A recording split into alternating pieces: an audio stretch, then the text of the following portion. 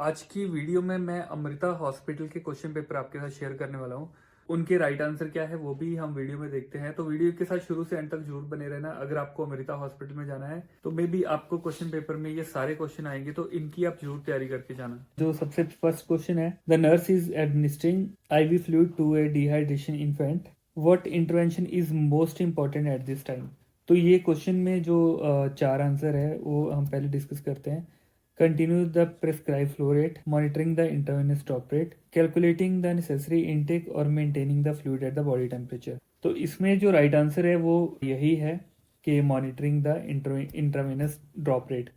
तो जब पेशेंट को फ्लूइड स्टार्ट हो गया उसके बाद आपको कंटिन्यूस मॉनिटरिंग करनी होती है। उसके बाद जो नेक्स्ट क्वेश्चन है वो है the initial sign and symptom due to intravenous fluid infiltration includes. तो इसमें चार ऑप्शन दिए हैं। हाई डिग्री फीवर होगा, फ्लो रेट चेंज हो जाएगा, या swelling, coldness, mild pain around the insertion site, या फिर redness around the insertion site. तो सबसे पहले तो ये हम देखते हैं कि इनफिल्ट्रेशन है वो क्या है। इनफिल्ट्रेशन मतलब ये आपका कैनुला लगा है, यहाँ पे आपने इंसर्शन साइट ये है। अब यहाँ से जो फ्लूइड जा रहा है, अगर सीधा ये वेन है, मान लो यहाँ पे वेन है, अगर वेन में सीधा फ्लूइड जा रहा है तो फिर तो कोई दिक्कत नहीं है। लेकिन जैसे ही आपकी ये जो कैनुला होता है वो वेन से जैसे ही पंक्चर करके क्रॉस हो जाता है, तो जो फ्लूइड है वो यहाँ पे जाना चाहिए, उसकी जगह पे ये सराउंडिंग जो टिश्यू होते हैं वहाँ पे जाने लग जाता है। और यहाँ पे स्वेलिंग और स्वेलिंग हो जाती है क्योंकि फ्लूइड बाहर आ जाता है। कोल्डनेस क्योंकि फ्लूइड ठंडा होता है इसलिए कोल्ड हो जाती है स्किन। और पेन भी होने लग जाती है क्योंकि सराउंडिंग टिश्यू में आ जाता है। तो इसलिए जो इसका राइट आंसर है सी है। ठीक है। उसके बाद जो नेक्स्ट क्वेश्चन है वो है during the blood transfusion the most important nursing responsibility is. Option देखते हैं। Draw a sample from the patient before each unit is transfused, warm the blood to the body temperature, run the blood at slow rate during the first few minutes to the transfusion, maintain patency of the IV catheter with dextrose solution। इसका पहले question समझ लो आप। During लिखा है ना, during, not before और not after. तो इसमें से ये जो है ये भी आंसर से बाहर हो जाएगा क्योंकि ये ड्रॉ जो सैंपल ड्रॉ करना है ये बिफोर ट्रांसफ्यूजन की बात कर रहा है और क्वेश्चन जो है ड्यूरिंग की बात कर रहा है।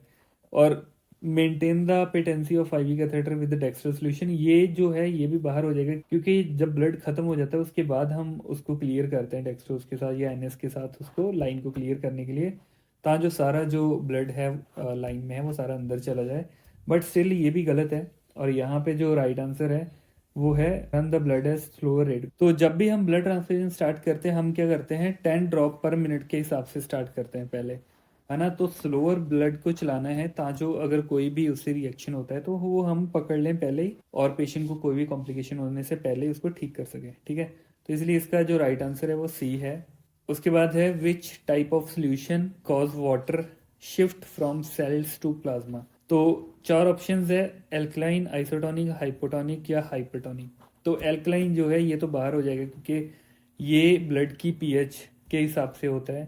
जो सेकंड ऑप्शन है आइसोटोनिक ये भी नहीं है, हाइपोटोनिक ये भी नहीं है, हाइपरटोनिक जो है वो इसका राइट आंसर है। तो हाइपरटोनिक राइट इसलिए क्योंकि हाइपरटोनिक की जो जो फ्लूइड होते हैं उनकी जो सैल्यूट वॉल्यूम है वो ज़्यादा होती है, जिसकी वजह से ऑस्मोसिस जो है उसकी बदौलत जो एक्स्ट्रा फ्लूइड होता है सेल्स के अंदर वो सारा प्लाज्मा में शिफ्ट होने लग जाता है क्योंकि प्लाज्मा के अंदर हाइपरटोनिक सोल्यूशन जो है मिक्स होने लग जाता है। तो ये सेम आरओ की तरह काम करता है ना। तो ऑस्मोसिस अगर आप पढ़ोगे तो आपको पूरा पता चल जाएगा कि क्यों हाइपरटोनिक की वजह से जो फ्लूइड है वो सेल से प्लाज्मा में शिफ्ट हो जाता है। उसके बाद जो नेक्स्ट क्वेश्चन है वो है which nursing action is most important before, अब बिफोर लिखा है, before starting the infusion of PRBC. ठीक है। सबसे पहले लिखा है weight the patient as a baseline assessment, उसका वेट चेक करना है बेसलाइन असेसमेंट के लिए, या फिर फाइंड आउट देखना है कि पेशेंट को 18 गॉज का कैनुला लगा है या नहीं। उसके बाद checking the HP and HCT level, hematocrit level, या फिर clear the existing tubing with 5% dextrose in water. तो अभी देखो बिफोर की बात कर रहे हैं ना, तो हम पहले ये देखते हैं इसका जो राइट आंसर क्या होगा। ये तो नहीं होगा, एचसीटी लेवल ये भी नहीं होगा ऑब्वियसली। अगर एचबी और एचसीटी लेवल देखे हैं उसके बाद ही डॉक्टर ने एडवाइस करा है कि पीआरबीसी देना है। अब पीआरबीसी आपके हाथ में आ गया ऑलरेडी, इसमें लिखा है कि बिफोर स्टार्टिंग द पीआरबीसी, है ना। स्टार्ट करने वाले हो तो उसके पहले आप एचबी थोड़ी चेक करोगे, HB चेक हुआ है तो ही तो हमने ब्लड मंगवाया है। तो इसका जो राइट आंसर है वो ये है, क्योंकि 18 गॉज का कैनुला हमेशा ही हमें प्रेफर करना है जब भी आपको ब्लड देना है। नहीं तो क्या होता है, जो पेशेंट के आरबीसीज होते हैं वो ब्रेक होने के चांसेस ज़्यादा बढ़ जाते हैं, और वैसे भी उसका फ्लो रेट भी सही नहीं बन पाता, और इसलिए हमेशा हम 18 गॉज का ही कैनुला प्रेफर करते हैं। तो उसके बाद जो नेक्स्ट क्वेश्चन है वो है, which laboratory result of the patient taking chemotherapy would indicate massive cell destruction. कौन सी लेबोरेटरी रिजल्ट है जो कि उन पेशेंट के अंदर जो कीमोथेरेपी ले रहे हैं उसके अंदर इंडिकेट करता है मैसिव सेल की डिस्ट्रक्शन को। अभी 4 ऑप्शंस है, increase uric acid level in the blood, decrease uric acid level in the blood, या डिक्रीज बीटी, या हाइपरनेट्रीमिया। तो हाइपरनेट्रीमिया का आपको पता है सोडियम का बढ़ जाना। अभी यहाँ पे जो है इसका जो राइट आंसर है वो इन्होंने गलत टिक करा है। इसका राइट आंसर है ए वाला। ए वाला क्यों है? क्योंकि जो कीमोथेरेपी मेडिसिन होती है ना वो क्या करती है, आप बॉडी के अंदर जाते ही जो कैंसर सेल होते हैं उनकी डिस्ट्रक्शन स्टार्ट कर देती है। तो जब मैसिव सेल डिस्ट्रक्शन होती है, उसके साथ क्या होता है, जो सेल की डिस्ट्रक्शन होने के बाद वो यूरिक एसिड में कन्वर्ट हो जाता है। तो मैसिव सेल डिस्ट्रक्शन की वजह से जितना भी पेशेंट का जो यूरिक एसिड है वो बढ़ने लग जाता है, और कई बार इसकी वजह से अगर ज़्यादा मैसिव सेल की डिस्ट्रक्शन हो जाए तो पेशेंट को AKI भी हो सकता है ना, एक्यूट किडनी इंजरी। तो इसका जो राइट आंसर आपको इसलिए इंक्रीज यूरिक एसिड पे टिक करना है, क्योंकि कीमोथेरेपी के बाद ये होने के चांसेस बढ़ जाते हैं।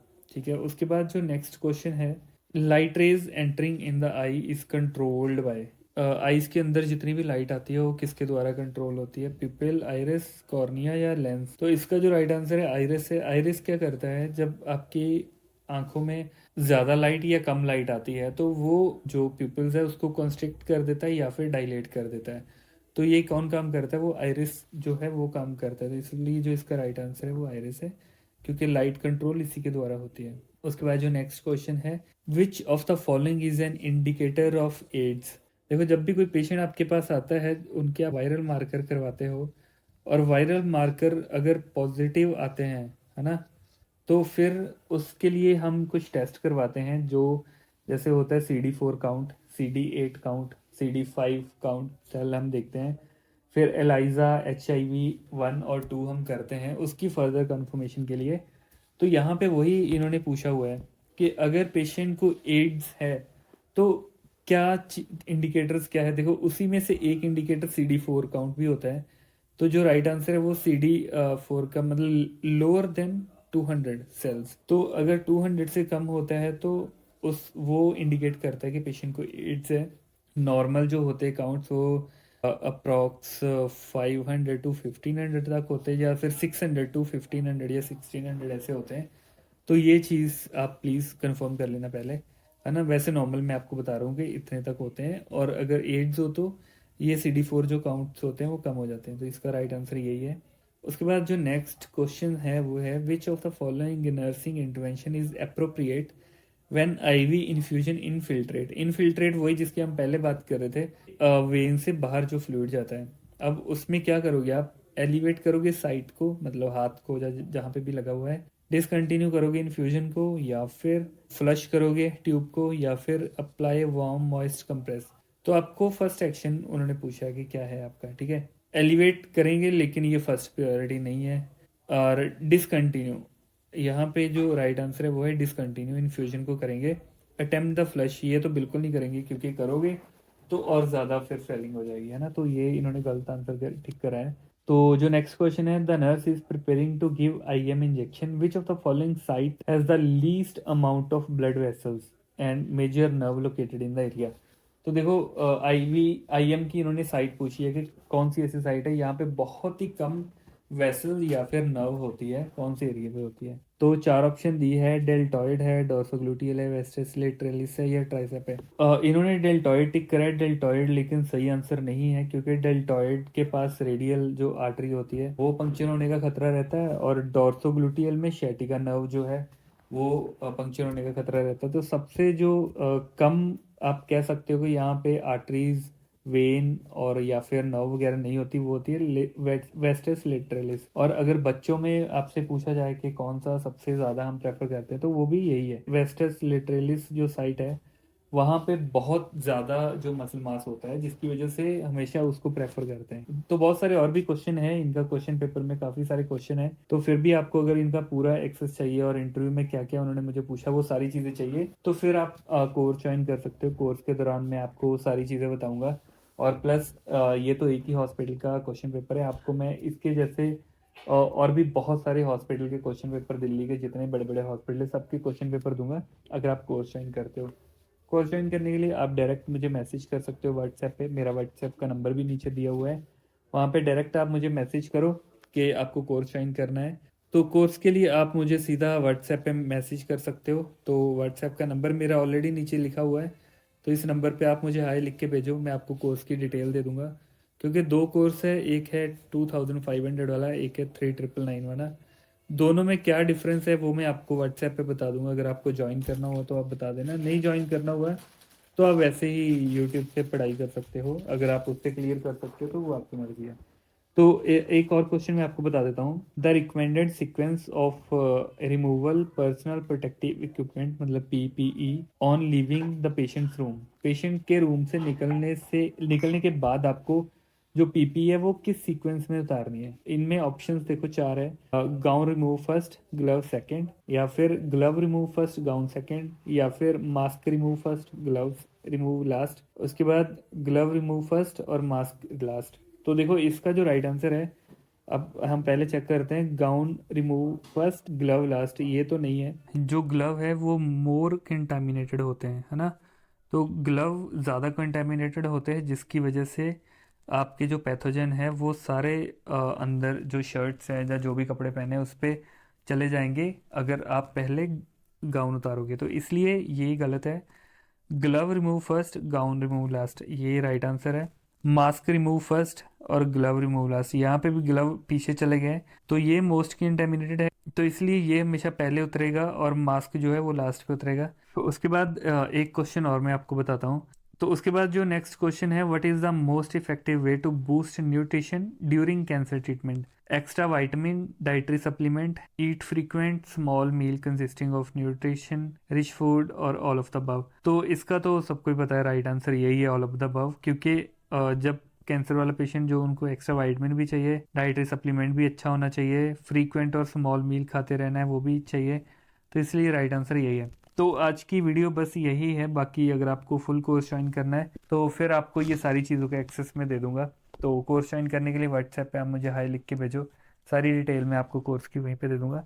तो हम मिलते हैं नेक्स्ट वीडियो में, तब तक के लिए बाय बाय।